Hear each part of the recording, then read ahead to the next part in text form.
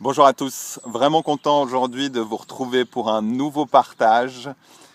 Aujourd'hui, j'aimerais aborder le thème des relations vivantes. Donc, vous serez sans doute tous d'accord avec moi qu'au début d'une relation, quand on rencontre cette personne, eh bien, on se sent très vivant, peut-être plus qu'avant. Et scientifiquement, c'est prouvé qu'à ce moment-là, le corps en fait fabrique beaucoup d'hormones et on est quelque part un petit peu comme sous l'effet d'une drogue. Il faut dire ce qui est. Et fatalement, à un moment donné, cet état finit par retomber. Et qu'est-ce qui se passe? On est confronté à l'autre, à sa différence. Et ce qu'on va avoir tendance à faire en fait à ce moment-là, c'est à ne pas vouloir être confronté à cette réalité-là, mais à rester dans une image idéalisée de l'autre et de la relation. Okay. Le cerveau, à ce moment-là, le cerveau, il adore les habitudes, en fait, d'accord? Donc ça veut dire qu'il va rester figé dans une image de l'autre et de la relation. Le problème avec ça, c'est que vous finissez par plus être en relation avec l'autre, mais avec une image de l'autre. Si vous refusez l'idée qu'une relation, c'est une évolution constante, qu'une relation, elle est toujours en vie, elle est toujours en mouvement. Le mouvement de la vie, c'est quelque chose d'impermanent. Si on refuse ça, alors on refuse même la nature des relations.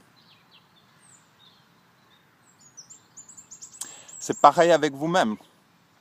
Si vous refusez, vous êtes en évolution constante. Et si vous figez dans une image de vous-même, alors vous refusez la nature de votre évolution personnelle. La personne que vous avez en face de vous, ou la personne que vous êtes, elle n'est pas ou elle n'est plus la même qu'il y a 2 ans, 3 ans, 5 ans. Ok? On a grandi souvent, notre génération, avec des schémas tout faits. Je me marie, je vais avoir des enfants, je vais avoir une maison. Et oui, mais est-ce que c'est ça la vraie vie?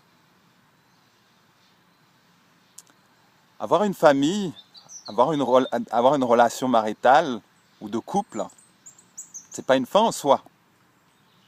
C'est un moyen d'évoluer. On est là pour partager la vie qui est en nous avec l'autre. Et les crises de couple, elles sont là pour pour faire basculer ces schémas-là, pour les faire tomber. Ça veut dire que l'image idéalisée que vous aviez de l'autre, elle est amenée à mourir. Pour que vous rentriez vraiment en relation avec l'autre. C'est qui la personne que j'ai en face de moi?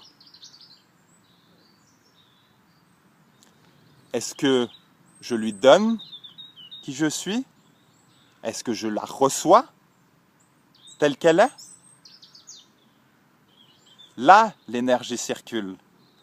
Là, vous êtes dans l'amour véritable. Vous êtes responsable dans votre couple d'amener cette énergie à l'autre et de recevoir l'énergie de l'autre. Si vous restez dans un jugement de vous-même ou de l'autre, dans cette image figée, alors il n'y a plus de lien, il n'y a plus de relation, il n'y a plus de vitalité. La relation, elle est sclérosée. Et puis, finalement, on s'étonne après, et ça a été mon cas, hein, je peux vous le dire. Quand je me suis marié la seconde fois, j'ai dit, ah, tiens, une personne qui va me sortir un peu de ma solitude et qui va me rendre vivant quelque part. C'est ça que je cherchais. Alors que la vie, elle était à trouver en moi. Comme ça, je l'ai compris après coup. Et du coup, en cherchant ma vie à travers l'autre, non seulement je m'empêchais de voir la vie en moi, mais en plus j'empêchais l'autre d'être vivant. Et je la recevais pas. D'accord? Donc, si vous avez une image figée de l'autre, acceptez que la vie et la mort sont deux faces d'une même pièce. Ça veut dire que si vous voulez la vie dans la relation, si vous voulez une relation vivante avec vous-même ou avec l'autre, eh ben vous devez accepter de mourir à vous-même et vous devez accepter de mourir, de faire mourir l'image idéalisée de l'autre. Et là, vous allez pouvoir vivre le présent avec vous-même et dans la relation avec l'autre. Vous allez pas après pas vous découvrir, vous créer dans votre relation avec vous-même et dans la relation avec l'autre.